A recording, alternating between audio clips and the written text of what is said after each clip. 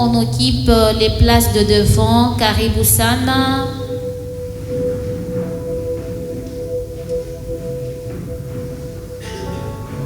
Karibu, karibu.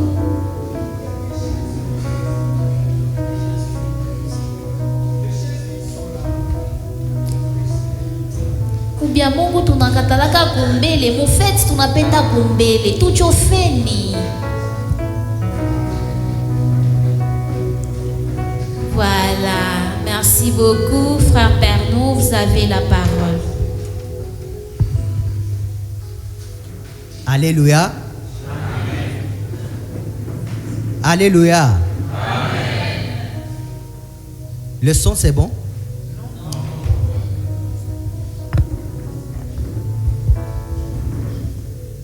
Alléluia. Amen. Voilà. Là moi-même aussi je m'écoute. En tout cas c'est un grand plaisir. C'est vraiment un grand plaisir. Nous disons merci au premier intervenant, le frère Adolphe, qui nous a placés sur une très très bonne pente. Et nous espérons que le Seigneur lui-même s'occupe du reste. Dans notre programme École Gamaliel, il a donné toute la spiritualité des écoles, les objectifs poursuivis. Pour dire autrement et brièvement, ce qu'il a dit est que l'enseignement, aujourd'hui, c'est un enseignement en 3 étapes. Et ce n'est pas un hasard. Le développement est fait selon les axes bien respectés. Le premier axe, c'est l'axe moral, la conversion. Le message ne sauve pas quand le messager est compromis. Cette parole, je viens de me l'approprier. Ça, c'est l'axe moral. Le deuxième axe, celui que je vais utiliser moi, il est ennuyeux. Déjà, je vous prépare bien. C'est un axe très ennuyeux. Comme ça, déjà, vous luttez contre le sommeil. Hein? Ça va vraiment vous ennuyer. Et lorsque le frère qui préparait le cheminement de cette journée, il a encadré à cet axe, c'est l'axe intellectuel. C'est en quelque sorte l'axe intellectuel. Il n'y a pas d'évangélisation efficace lorsqu'on ne connaît pas bien la parole de Dieu. Donc il faut d'abord bien la connaître. Parce qu'elle est parole de Dieu dans une culture donnée. Alors, avant d'aller prêcher, avant de commencer à faire des commentaires selon ce que tu as compris, il faut d'abord la comprendre selon la pensée de Dieu lui-même. Le reste, ça va venir après. Et je suis sauvé, même si ça peut vous ennuyer un peu, parce qu'à la fin, il y a le frère qui va venir développer son étape sur l'axe métaphysique. Amen. Il y aura l'axe métaphysique. Parce qu'on dit bien c'est la parole de Dieu. Et la Bible dit dans Isaïe que la parole de Dieu c'est comme la pluie. Quand elle tombe, elle ne revient pas à Dieu si elle n'a pas produit les fruits. Et plusieurs fois Paul a rappelé dans ses épîtres qu'il n'a pas prêché la parole avec la tête. C'était la démonstration de la puissance. Amen. Et à la fin, il y aura cet axe métaphysique. On va tout simplement nous dire que c'est un revêtement de tout le monde. Pour que la prédication soit efficace, nous devons, n'est-ce pas, correspondre à ces 3 exigences. Amen. Alors, croître en connaissance de Dieu pour une évangélisation efficace. On peut nous préparer Philippiens chapitre 1, le verset 9. Philippiens chapitre 1, le verset 9.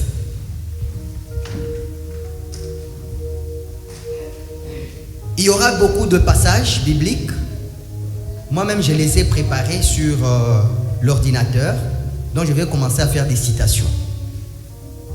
Objectif est que nous arrivions à comprendre que, comme elle est parole de Dieu, on doit rentrer dans cet esprit. Sinon, on va commencer à prêcher autre chose. On va commencer à créer la roue. La roue a déjà été créée. S'il vous plaît, évangélisation, on peut aller vite. Philippiens chapitre 1, le verset 9. Oui, maman. Il y a un micro là-bas.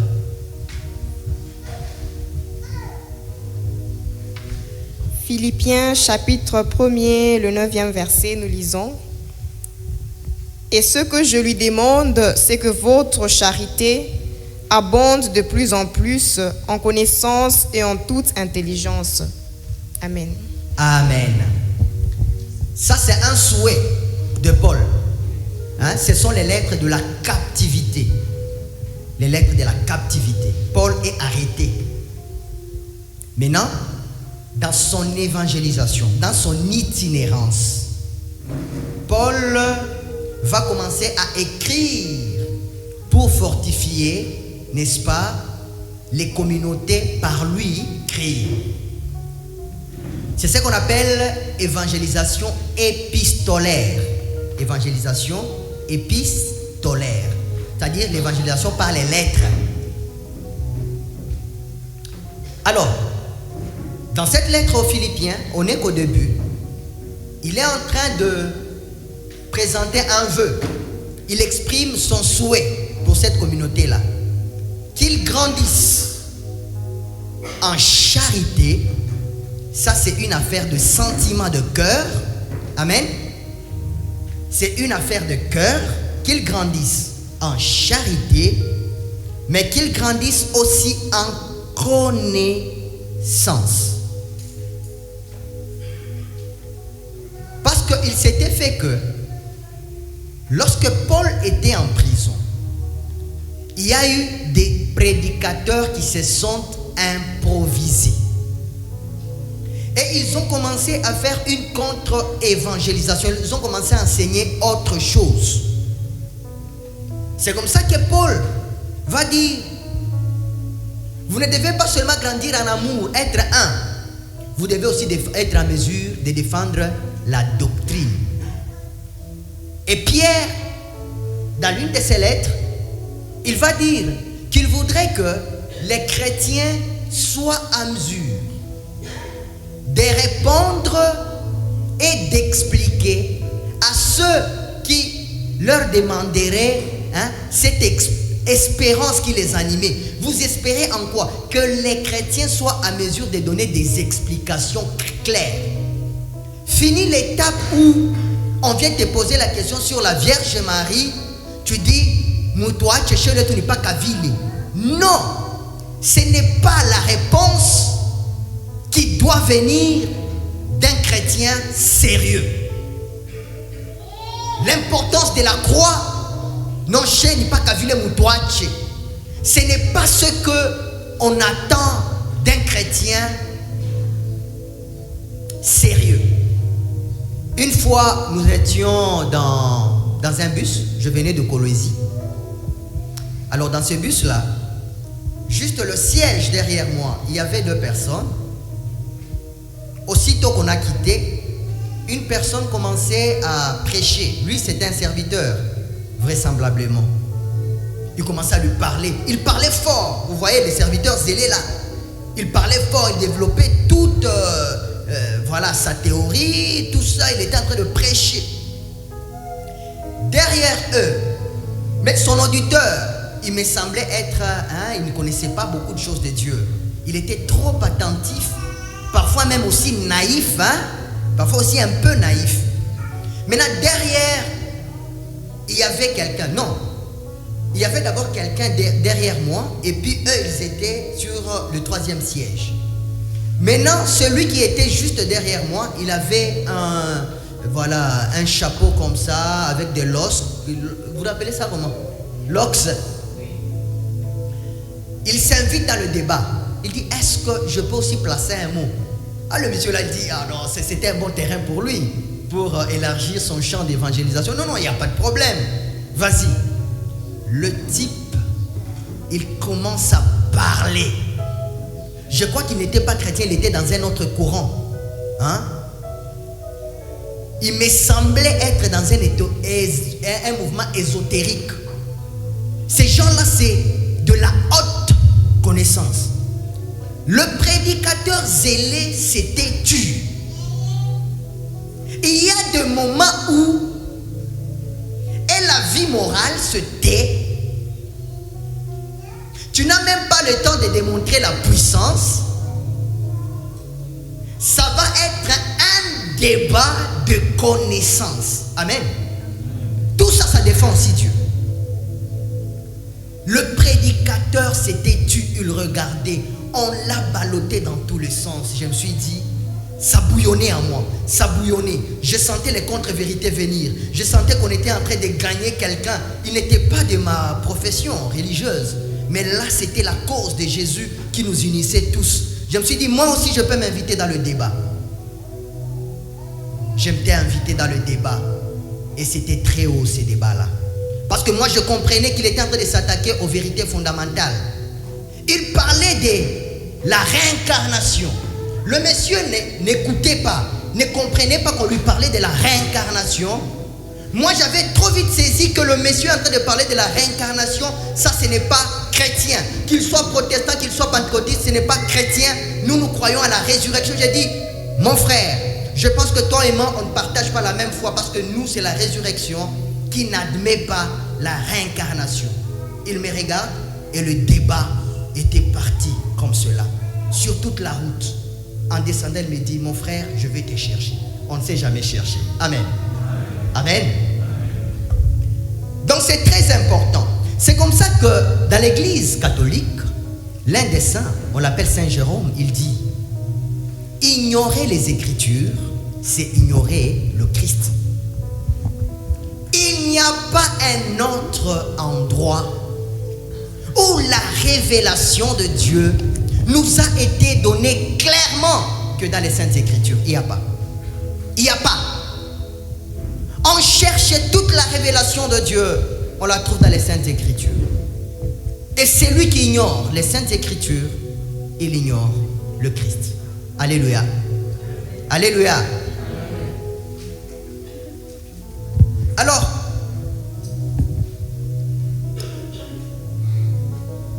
lorsqu'on est dans Rois chapitre 22, le verset 8 à 13, 2 Rois chapitre 22, le verset 8 à 13, il se passe quelque chose. Les envahisseurs viennent détruire Jérusalem. On détruit le temple. L'heure sonne où on devait tout restaurer. Quand on commence à restaurer, en cherchant dans les décombres,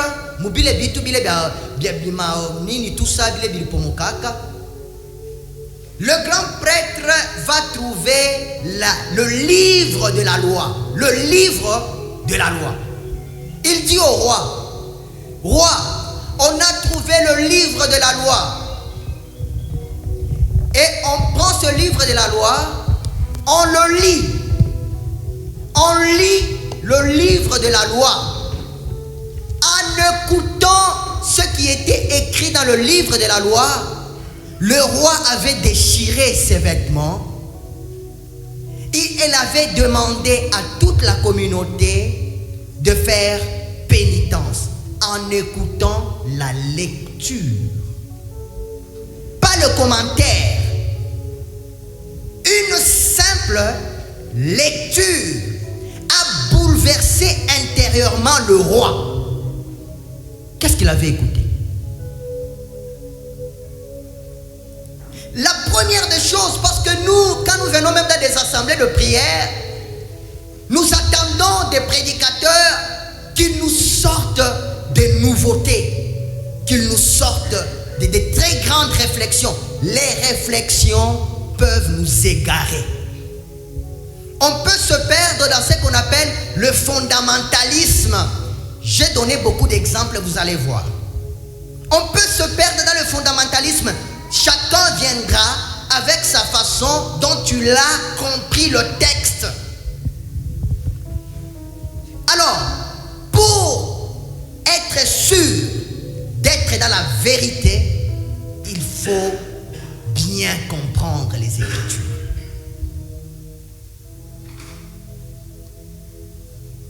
C'est comme ça que Jésus lui-même, il va reprocher aux scribes et aux maîtres de la loi. Vous avez tordu la parole de Dieu avec vos explications. En expliquant la parole, ils se sont éloignés de la vérité. Et il leur a fait plusieurs fois ces reproches. Il donne un exemple. Ta mère ou ton père est malade. Mais toi, on t'a payé, tu as ton salaire. Tu as gardé l'argent pour la dîme. Tu apprends que ton père est malade. Mais toi, vous les maîtres de la loi, vous demandez aux gens de ne pas aider leurs parents, d'aller donner cet argent-là, corban.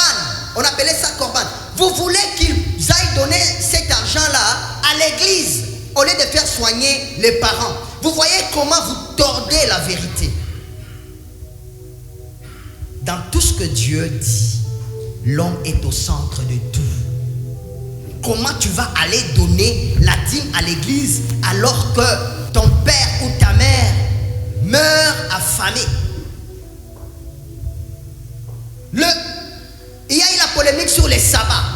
Jésus guérit quelqu'un le jour des sabbats. Mais eux, dans leur compréhension, le jour des sabbats, on ne fait rien. Quelqu'un qui est en danger de mort, on ne lui apporte pas le secours dont il a besoin. Jésus dit avec ces explications-là, vous vous êtes éloignés de Dieu. Et donc c'est un grand défi que de bien comprendre la parole de Dieu. Et c'est trop exigeant, ce n'est pas un petit jeu. Voilà pourquoi nous voulons que nous tous ici rassemblés, que nous soyons de ces évangélistes-là, qui disent et qui proclament des vérités qui sont d'abord conformes à l'esprit de la lettre, conformes à la pensée de Dieu. Ne prêchons pas autre chose.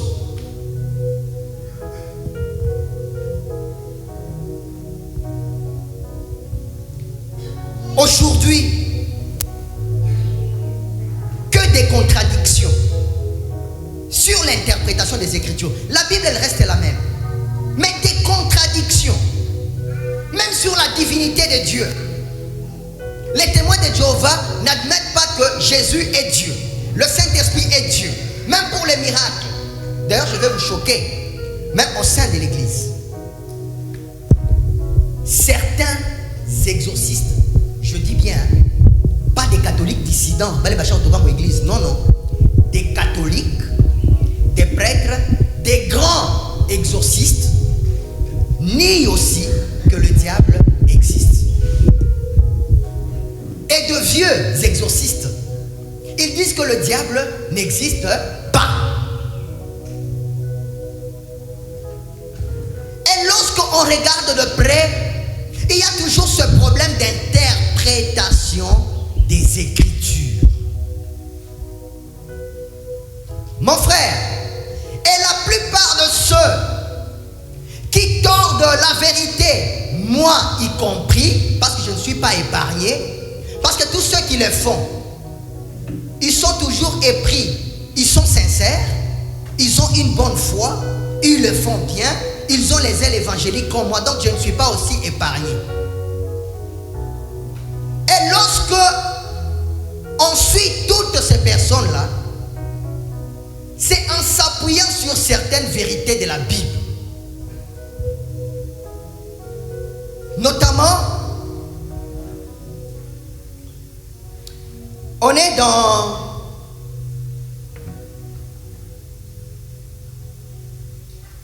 Deux Timothée, chapitre 3, le verset 16. 2 Timothée, chapitre 3, le verset 16. Toute écriture est inspirée. La suite, vous la connaissez. C'est-à-dire que, comme l'écriture est inspirée, et que dans 2 Pierre, chapitre 1, le verset 21, il est dit que c'est poussé par l'Esprit que les hommes ont parlé de la part du Seigneur. 2 Pierre, chapitre 1, le verset 21.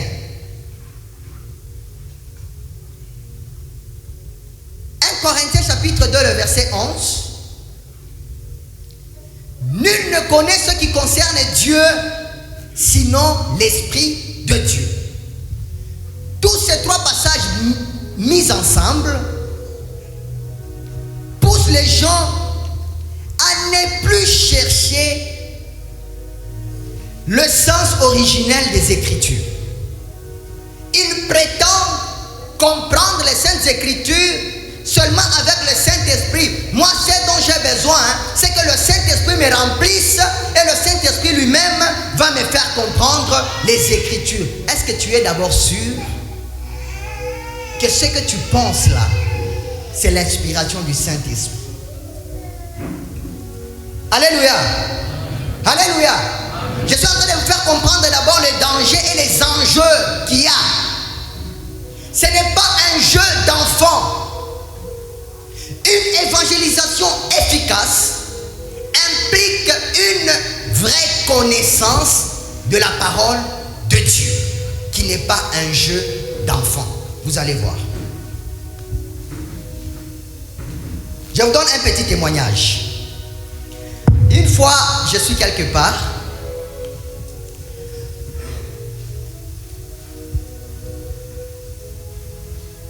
Quelqu'un me dit, vous savez frère, sans même craindre mon engagement chrétien, il y a des gens qui peuvent défier tout le monde. Alléluia. Bile kyote huko abimone, il commence à me prêcher. Frère, tu sais que dans la Bible, il est autorisé de manger ta propre dîme. C'est-à-dire, on te paye, tu prends la dîme, tu la manges toi-même. Amen. Vous êtes d'accord? Serez-vous d'accord à ma place? Vous diriez non? Ok, je vais vous surprendre.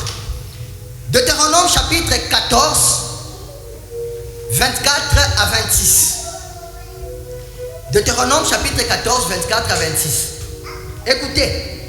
Cependant, lorsque Yahvé ton Dieu t'aura béni, si le lieu qu'il a choisi pour y faire habiter son nom est trop éloigné et que le chemin est trop long pour toi, tu échangeras ta dîme contre l'argent, tu prendras l'argent sur toi et tu te rendras au lieu que Yahvé ton Dieu aura choisi.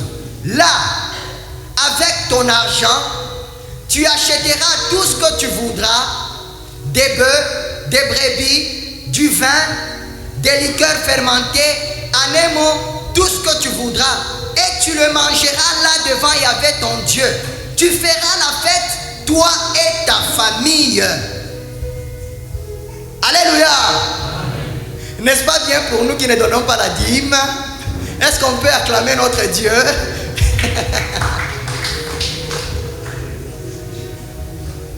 Alléluia. Il s'est appuyé sur cette parole qu'il a enlevée de son contexte pour justifier certaines attitudes non évangéliques. Et il y a beaucoup de choses comme ça qui se passent dans ce monde. C'est sur un verset biblique qui ne donne pas la dîme. C'est sur un verset biblique qui ne donne pas la dîme. Chez nos frères branhamistes,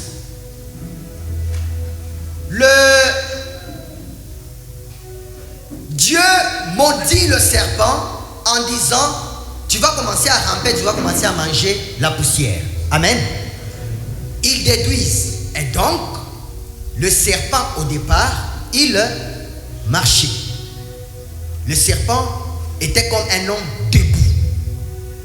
Et ils en font un sérieux problème. C'est de bonne foi et ils sont sincères. Est-ce que c'est ça dans l'esprit de la lettre? Amen. Ils sont tous faux.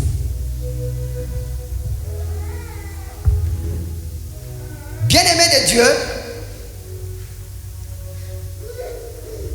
dans l'Église catholique, la place du Saint-Esprit dans l'interprétation des Écritures est sans équivoque. C'est non négociable. C'est le Saint-Esprit qui inspire les paroles. C'est le Saint-Esprit qui aide pour que l'interprétation soit correcte. Je vous donne la citation d'un patriarche. Lui, il est orthodoxe, mais qu'on aime bien citer dans l'église catholique. Le patriarche Athénagora. Le patriarche Athénagora. Voici sa phrase. Je l'ai prise dans un des livres que j'ai d'un de nos responsables au niveau africain, Christophe Sakiti. Il dit: sans le Saint-Esprit, Dieu est lointain, Jésus est dans le passé, l'Église n'est qu'une simple association, l'autorité une forme de domination, la liturgie une simple conjuration des esprits, la vie chrétienne une simple morale, l'évangile une lettre morte. Quelqu'un qui n'a pas le Saint-Esprit, l'évangile est une lettre morte. Et donc, la place du Saint-Esprit est irremplaçable. Mais le catéchisme de l'Église catholique poursuit. Catéchisme de l'Église catholique, vous abrévez CEC, numéro 106. Le catéchisme dit: en revanche, le même Dieu a inspiré les auteurs humains des livres sacrés. Quand Dieu inspirait Matthieu, Luc, Isaïe, Habakkuk, Tobie, Tite, Timothée, quand il les inspirait, il n'effaçait pas leur jugement. Ils étaient en pleine possession de leur connaissance. Et donc, pour comprendre ce que Dieu dit, il faut bien comprendre ce que Timothée était en train de dire dans ce contexte-là. Faire autrement, c'est s'éloigner de la vérité de Dieu, et ce que tu prêches n'est plus parole de Dieu. Vous comprenez le souci qu'il y a? Amen. Ne dormez pas, je vous avais prévenu. Hein, j'étais quand même bon, hein? Je vous ai prévenu. Hein? Mais avec le temps, ça va s'éclaircir. Hein? Là, on est en train de poser les bases. Et donc, la lecture correcte des Saintes Écritures implique que l'on comprenne qu'il y a d'abord au départ l'auteur divin qui est Dieu, dont la compréhension nécessite la plénitude du Saint-Esprit.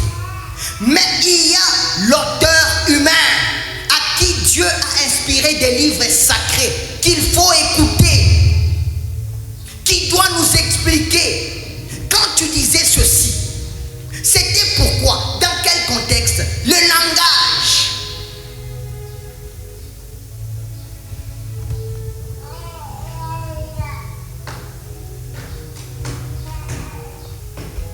Écrivez Galates chapitre 1, 11 à 12, 16 à 18,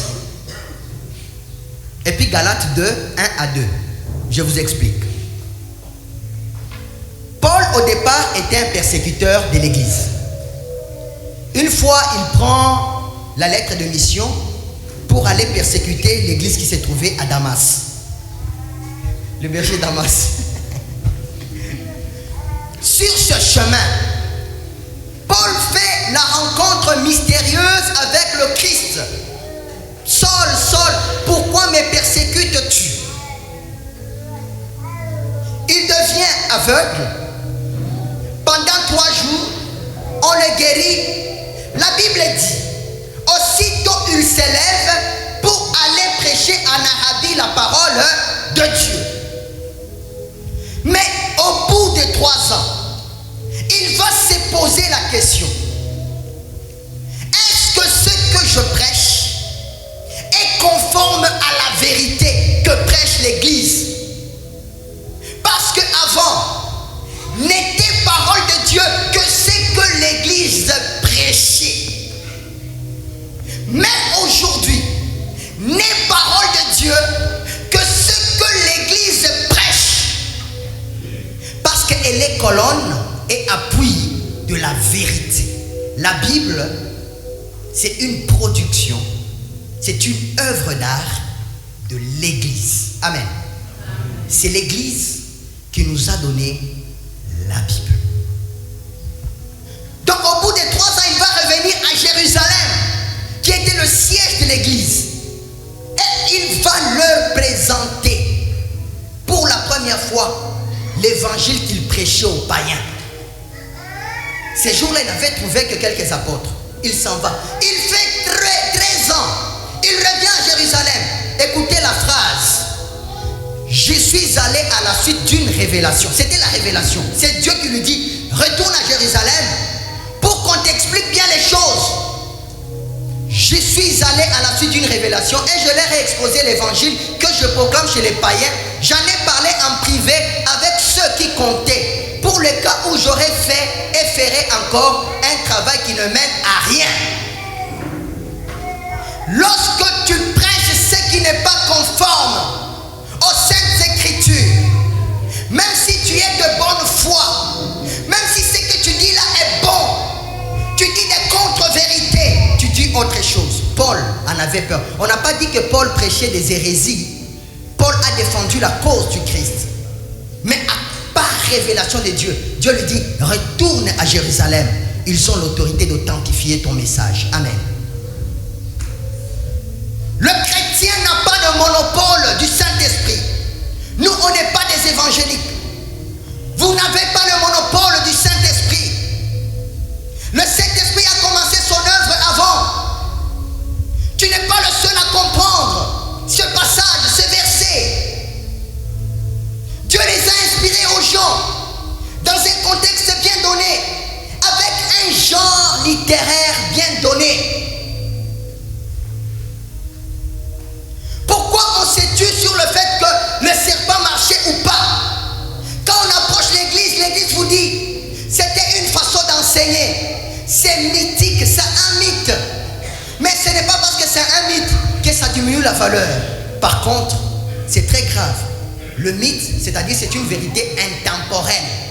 Ça ne concerne pas seulement les gens d'antan. Ça te concerne. L'histoire là d'Adam et Ève, tu peux la vivre parce que c'est une vérité intemporelle. Ça te concerne aussi toi. Quand tu commences à négocier avec le diable sans inviter Dieu, il est rusé, il va t'éloigner. Regarde toutes les fois que tu es tombé, toutes les fois que tu t'es éloigné de Dieu. C'est parce que tu ne l'as pas invité dans l'affaire. Il t'a perdu. Alléluia. Il y a un juif, Apollos, un serviteur zélé. Il était en train de prêcher la parole de Dieu. Mais une fois, Priscille et Aquila vont l'appeler. Ils l'entendent prêcher. Il l'appelle. Il lui explique encore bien les choses. Ce n'est pas ton zèle qui suffit. Avec ton zèle, tu peux être en train de prêcher des contre-vérités. Il faut connaître. Et quand on dit connaître, ce sont des formations. Ce qu'on est en train de vous dire ici, c'est un travail de beaucoup d'années, beaucoup d'exigences, beaucoup de sacrifices. Je ne suis pas un théologien, je ne suis même pas un prêtre. C'est en toute humilité que je me présente devant vous.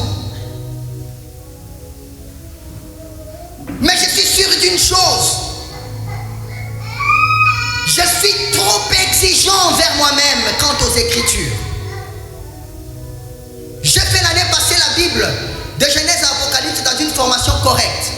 Cette année, j'ai repris la même formation sur la Bible.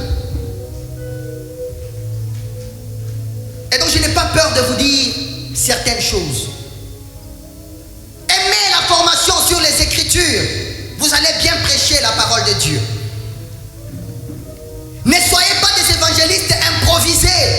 Vous allez perdre la parole, vous allez perdre le troupeau. Même si vous êtes de bonne foi. Alléluia. Alléluia. La barre, elle est très haut. On ne vous trompe pas. Nous ne sommes pas venus ici pour vous tromper. Donc il faut oser. La première des choses, il faut commencer à la lire d'abord, la Bible. La lire. Et la lire, la lire.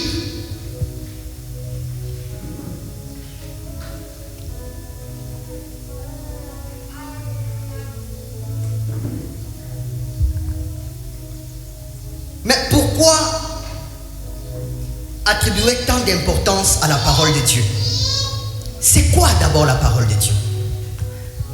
C'est quoi les Saintes Écritures? Nous allons y aller vite. Si nous devons accepter des formations, si nous devons nous impliquer corps et âme dans la lecture, dans l'étude des Saintes Écritures, c'est parce qu'elle est d'abord une bonne nouvelle. Amen. C'est une bonne nouvelle. Et dans la Bible, le jargon, le concept de bonne nouvelle, ça n'a pas commencé avec l'évangile. Avant, vous voyez le peuple d'Israël, on les a envahis, on les a exportés, ils sont allés en exil. Maintenant, on a laissé un petit peuple, un reste, qui était fait de faibles, tout ça. Ils espéraient qu'un jour, ceux qui étaient partis reviendraient. C'est comme ça que Dieu commence à susciter les prophètes pour leur dire, ils vont revenir. Et quand ils reviennent comme ça, la ville avait des remparts, il y avait des guetteurs, il y avait des veilleurs, des guetteurs qui les gardaient là au désert. C'est pour ça qu'on dit qu'ils sont beaux les pieds de ceux qui apportent la bonne nouvelle. C'est-à-dire, les guetteurs, quand ils regardent venir quelqu'un qui apporte la bonne nouvelle, ils disent c'est beau de voir quand ils viennent avec la bonne nouvelle.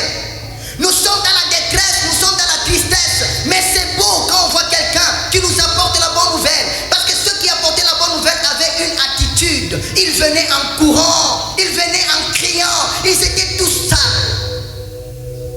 C'est une bonne nouvelle. Et quand on regarde le monde aujourd'hui, a-t-il besoin de bonnes nouvelles ou pas? Pourquoi nous restons, nous qui avons cru en Dieu? Pourquoi nous ne faisons rien? Alors que le monde va mal. Le monde sombre dans la tristesse, dans les combats, dans la détresse, dans l'angoisse, dans la misère. Y a-t-il pas des misérables autour de nous? Y a-t-il pas des larmes qui coulent autour de nous? Mais pourquoi se taire? Pourquoi ne pas leur apporter la bonne nouvelle? Dieu te dit, toi tu n'as pas à craindre le fruit, tu n'as pas à craindre les résultats. Toi proclame, je t'assure que c'est une bonne nouvelle. Tu ne sais pas ce que ça peut produire dans le cœur de l'autre. Avec madame, quand on est venu sur l'Ikassi, on a trouvé une situation dans les quartiers. La situation de cette famille-là s'est chuchotée de bouche à oreille. Jusqu'à un moment, on s'est dit, mais ils sont nos voisins. Nous sommes chrétiens. Cette histoire, c'est une histoire très grave. Ils sont en train de souffrir. Pourquoi ne pas les approcher? Qu'on en parle. On s'est levé un bon matin. On est allé toquer. S'il faut nous insulter, qu'on nous insulte. On a exposé le problème. Voici ce que nous apprenons. Nous apprenons que vous souffrez à cause de telle situation. Nous nous sommes dit, ce n'est pas possible. On doit en parler. Et il était là, il dit, vous êtes la première famille. Il commence à nous raconter raconter le drame qu'il est en train de traverser dans sa vie. C'est incroyable. Les gens ont besoin de la bonne nouvelle. Vous ne savez pas. C'est que ta simple parole de Dieu t'aime peut provoquer dans le cœur de quelqu'un. Pourquoi tu t'étais alors que c'est une bonne nouvelle?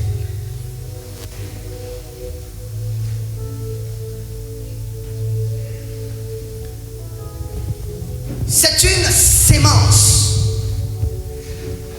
Pourquoi soigner? Parce que c'est une sémence.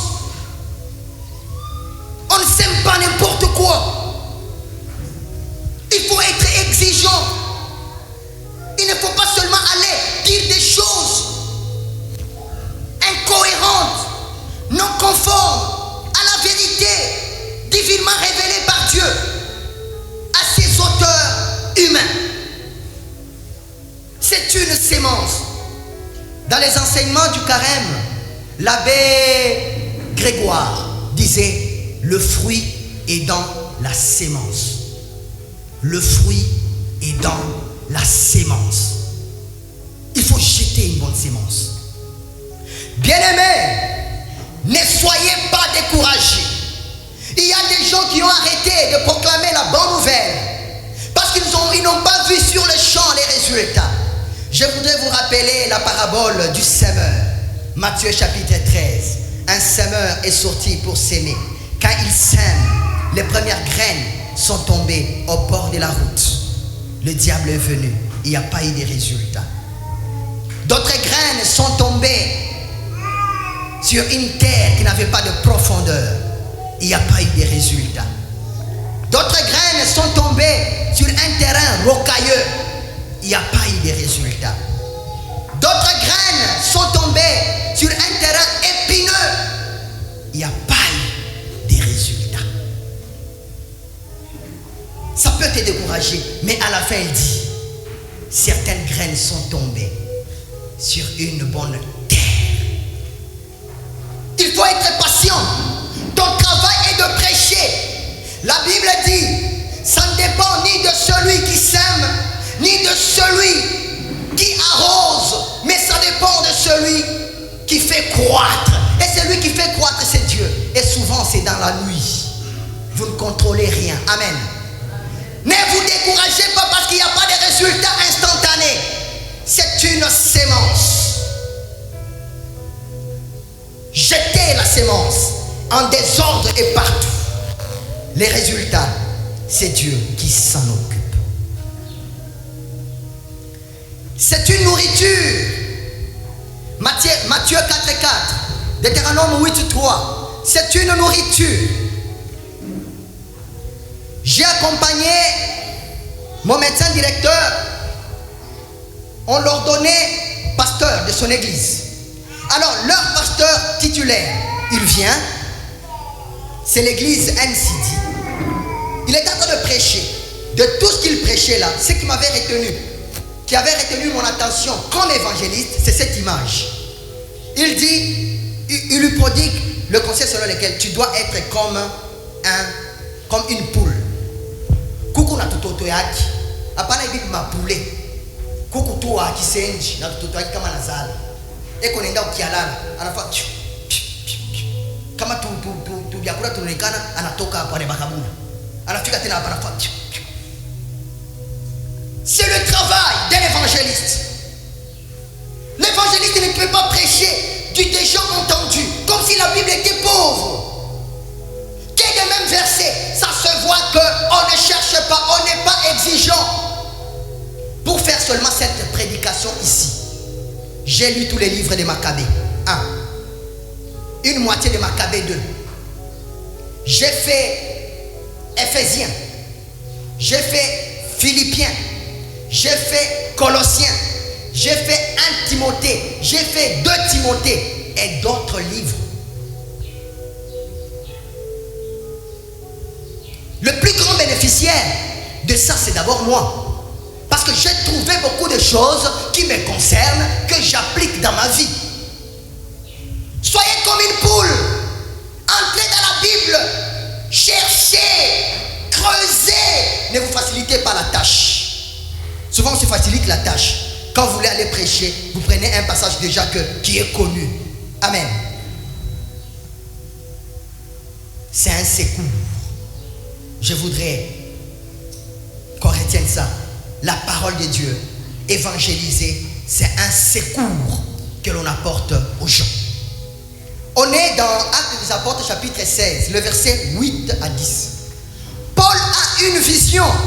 Dans sa vision, il voit un Macédonien, un Européen, lui dire, viens nous secourir, nous sommes en danger. Et quand Paul se lève, il se réveille, il comprend que Dieu l'invitait à aller évangéliser en Macédoine. Considérez que à chaque fois que vous proclamez la bonne nouvelle, c'est un secours que vous apportez aux gens en détresse. Je les vois quand nous allons dans les hôpitaux. Ce que ça fait quand vous proclamez une bonne nouvelle à un jeune comme toi qui, par circonstances malheureuses de la vie, il perd sa jambe et tous ses rêves sont effondrés. Ils vous regardent, vous devez leur parler de l'amour de Dieu.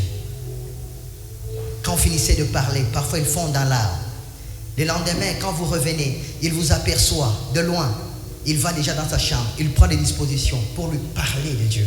C'est un secours. Vous ne savez pas. Réveillons-nous.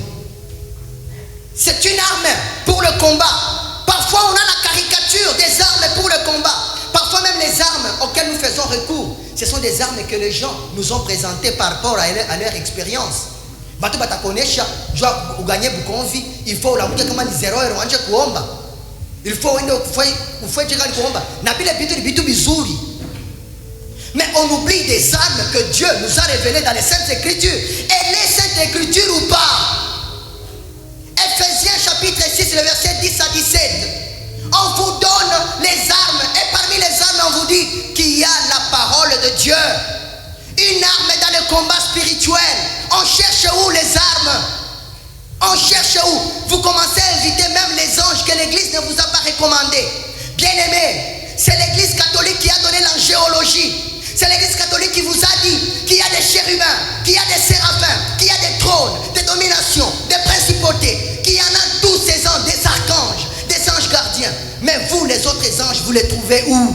Uriel, vous l'avez trouvé où? Expliquez-nous, une ange Uriel, vous l'avez trouvé où? Vous l'appelez pourquoi dans la prière? Les 3 archanges qui vous sont connus ne sont-ils pas suffisants?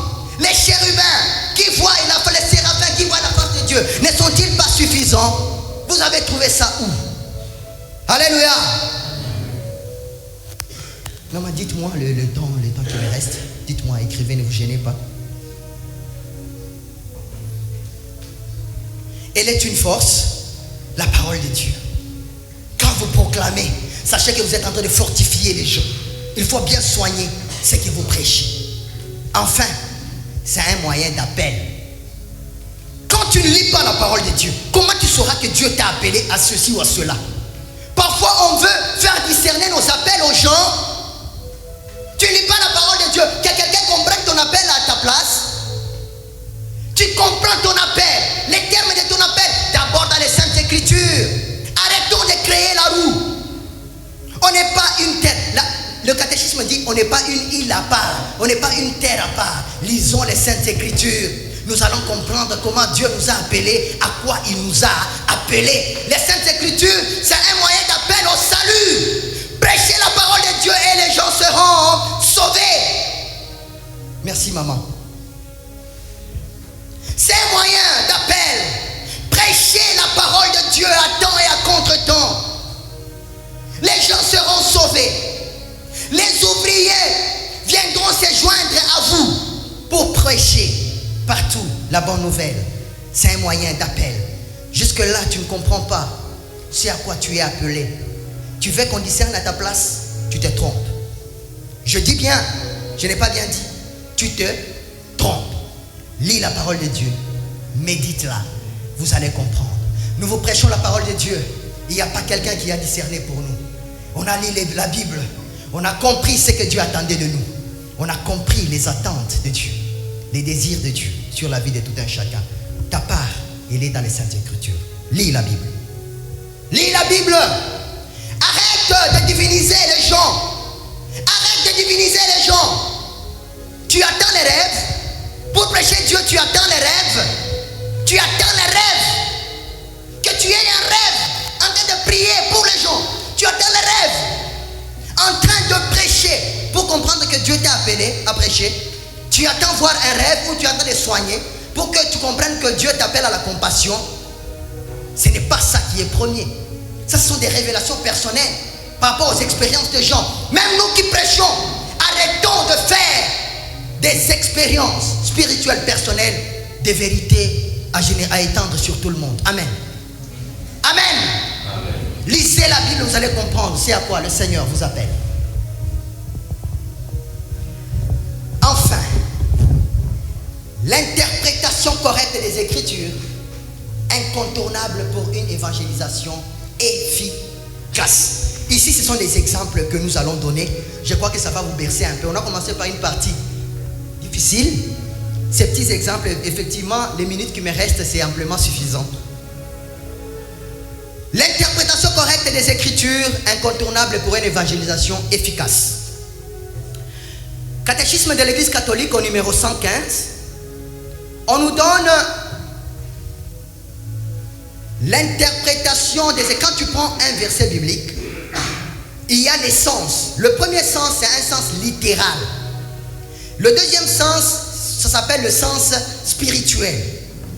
Parfois, pour nous, des chrétiens, surtout les charismatiques, nous qui prétendons avoir le monopole du Saint-Esprit, nous sautons le sens littéral, nous partons au sens spirituel, on s'éloigne de la vérité. Tant qu'on n'a pas encore compris de manière brute ce que l'écrivain sacré est en train de dire, on va s'éloigner de Dieu. Je suis en train de saluer la présence du berger Freddy. Merci papa d'être avec nous. C'est vraiment un très très grand privilège que de nous accompagner. Merci papa. Vous voyez, quand vous étiez en train de prêcher, vous voyez une présence imposante, ça vous perturbe un peu. Amen.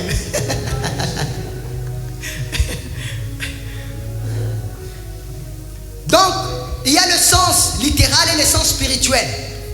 Je ne vais pas m'étendre dessus, sur le sens spirituel. Ça, je laisse à celui qui va développer l'axe métaphysique des choses. Mais le sens littéral, le catéchisme de l'Église catholique dit, c'est le sens signifié des paroles, par les paroles de l'Écriture et découvert par l'exégèse qui suit les règles de la juste interprétation. Tous les sens de la Sainte Écriture trouvent leur appui dans le sens littéral. Ta compréhension spirituelle des vérités de la Bible dépend d'abord du sens littéral. Est-ce que l'on est bichiqué à un contexte bilisemezeaka?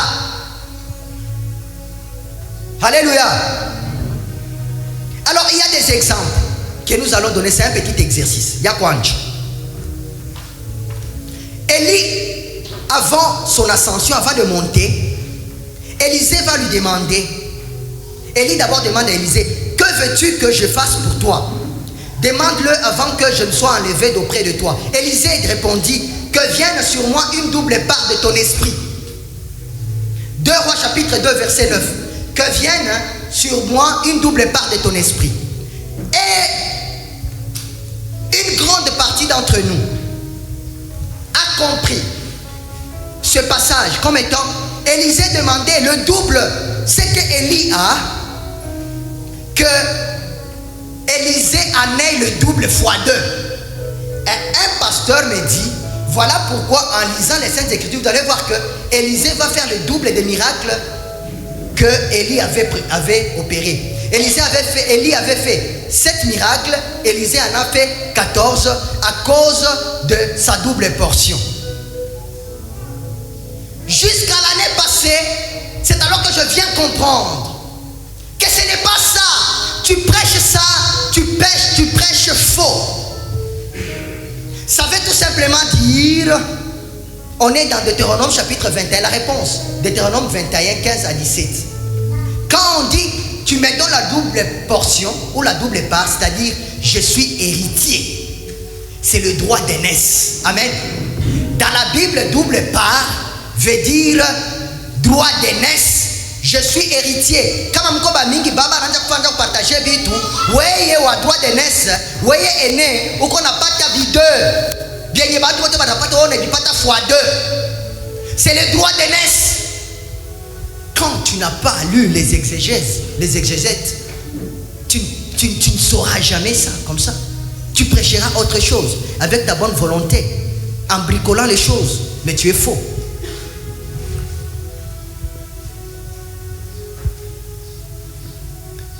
Enfin, dernier exemple. Moïse,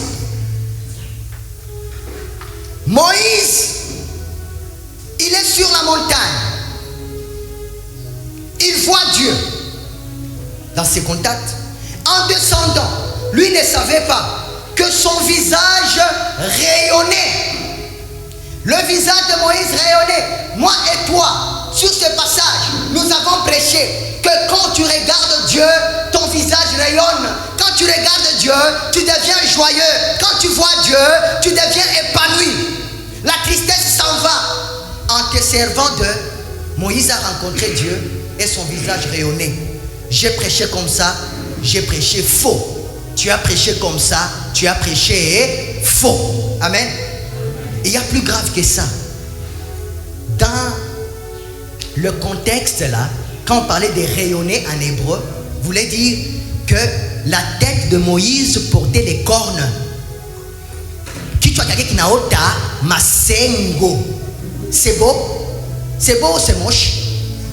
C'est beau ou c'est moche? Kichwa unaona Mungu kichwa kinaota masengo. Beau ou moche? Ah, c'est moche. Mais maintenant masengo faisait allusion au taureau. Le taureau c'était le signe de la divinité. C'est-à-dire Moïse était divinisé. Ce n'est pas pareil.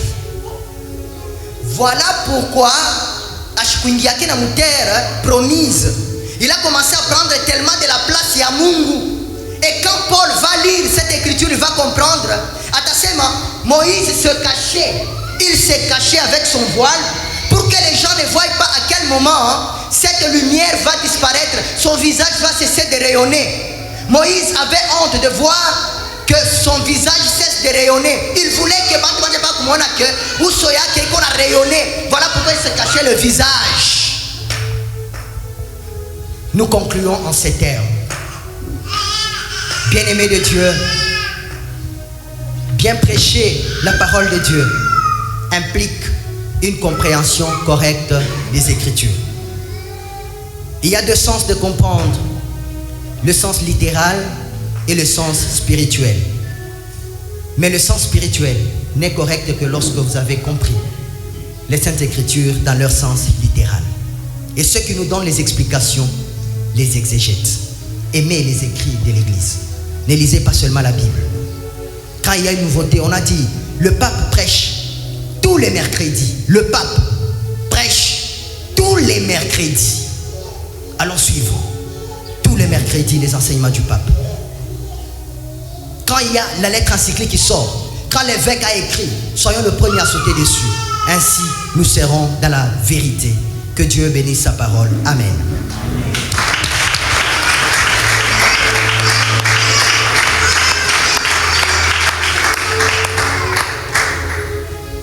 Shalom bien-aimés, nous disons merci au frère Pernod pour cette parole. Et là, nous allons passer à la méditation. Nous allons méditer, entrer à nous-mêmes et voir si réellement nous sommes de ceux-là qui lisent la parole de Dieu. Parce qu'en conclusion, le frère Pernod a dit, bien prêcher la parole de Dieu implique la connaissance correcte de la parole. Nous allons demander à Dieu la grâce de lire la parole de Dieu pour savoir ce que le Seigneur lui-même nous demande.